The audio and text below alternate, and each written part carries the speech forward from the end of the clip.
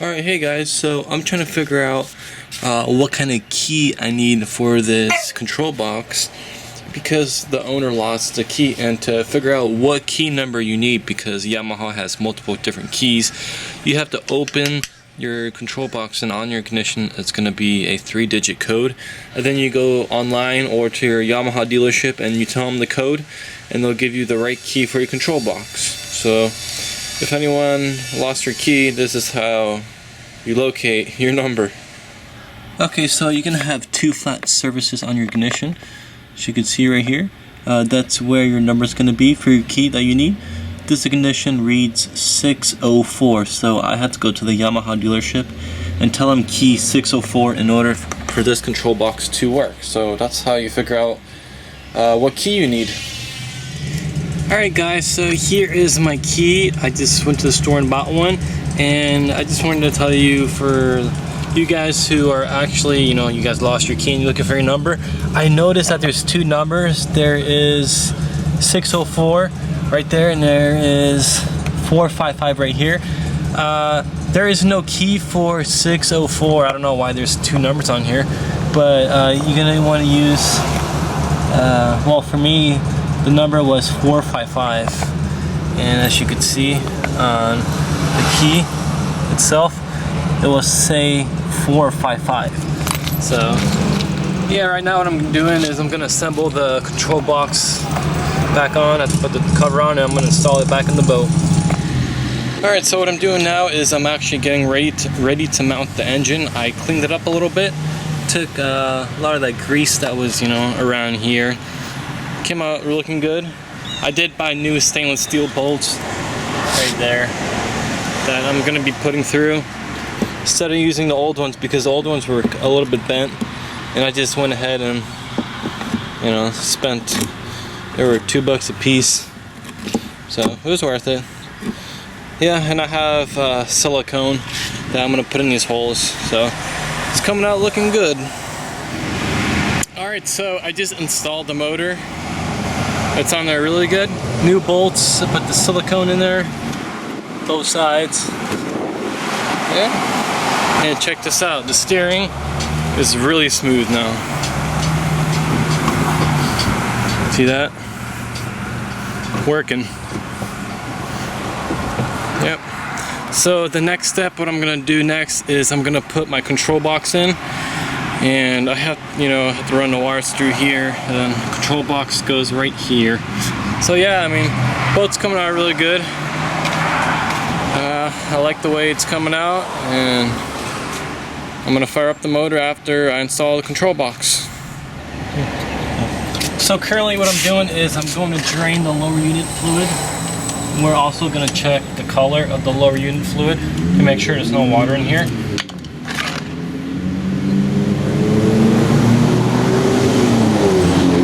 So this is a really good indication. There's no water in here because the fluid is not milky. It's not a milky or whitish color. If it was milky or whitish color, that means that your seals in your lower unit are bad. And you see how slow it's going. Once I open the top, it's gonna start pouring really quickly, actually. Top screw's coming out. As you see, now it's coming out faster. See that? Alright, so now that all the oil drained, I'm gonna put the new oil in the lower unit. It's best if you get one of these pumpers. It's really handy. Screw this in at the bottom. Once that's screwed in, you want to keep on pumping this until the oil comes out of the top vent. Okay, so now it's coming out. You see that? That's what you want.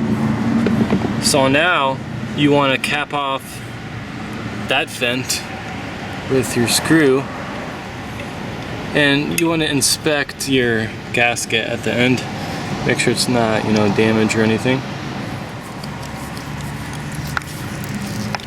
Then we're going to come to the bottom. Your next step is you want to remove your hose, and be careful because some lower unit fluid will drip on the ground. So what I like to do is put my finger over it, just like that, and quickly put the screw in and screw it in. And you won't have as much fluid leaking everywhere. Make sure you screw the screw in also. Alright, so I just replaced the lower unit fluid.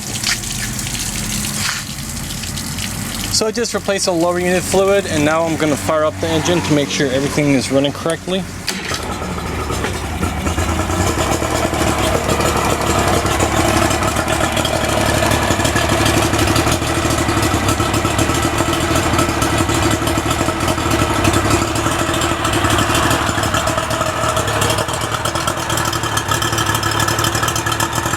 I do need to put a new impeller in it. It's still the old one. It's still in there.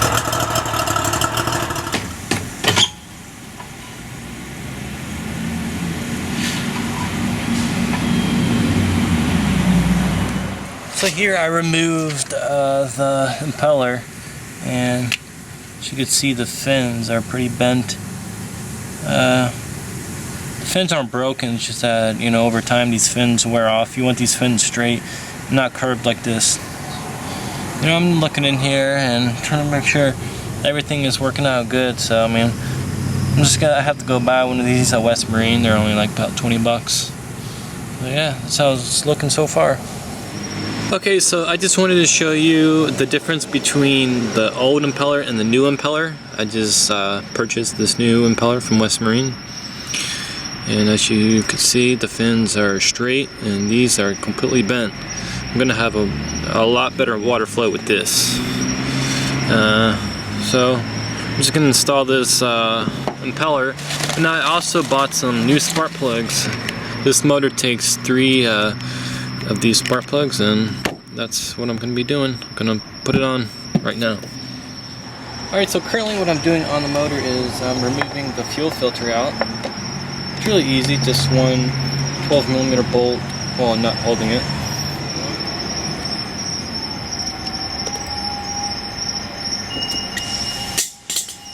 The reason why I'm removing this fuel filter is because this motor was sitting for a long time in someone's yard, and there could be a lot of debris in this filter if no one opened it and ever cleaned it. So let's see how it looks.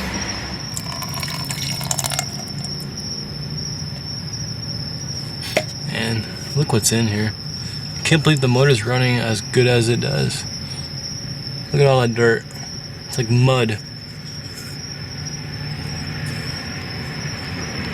Look at in there. Look at all that. See that? So yeah, so I'm gonna clean it. I'm gonna clean this whole filter out. Then I'm gonna run the motor again. So yeah, so you guys should check your filter, make sure it's all clean. Shouldn't look like this. Alright, so this is what the filter should look like after it's clean. This is what it should look like. It should be all clean, no dirt, you know, compared to what was in here before. Put on neutral.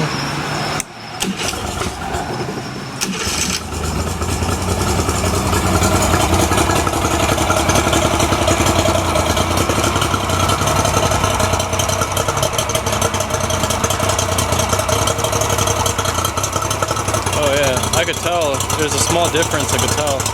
It idles a lot smoother.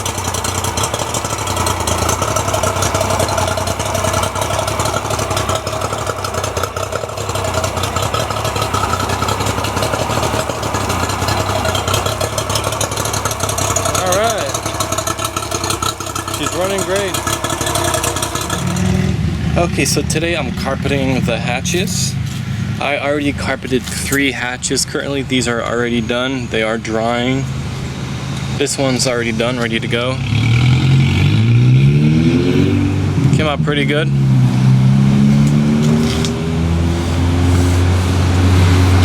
Like I said, these are drying. I have more carpet right there.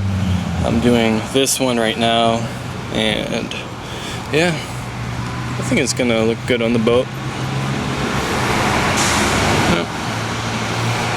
All right. Oh, and then I also have to, I'm gonna go to Home Depot and get some plywood so I could cover the front of the deck. So I'm gonna use that carpet, you know, for the front of the deck. So yeah, I'm just finishing up this one. I have to glue it on the side, wrap it around. It takes time. It's a little bit of pain because sometimes you might get glue everywhere, you know. Yeah, so that's how it's going so far. So I'm getting ready to carpet the inside. My plan is to glue it down and trim it off with a razor as I go. I think that's the best way, but we're gonna find out. I already cut it to size, you know, but I have to trim the inside and stuff. So yeah, so hopefully this is a smooth, you know, goes really smooth, but you never know. Let's see how it goes.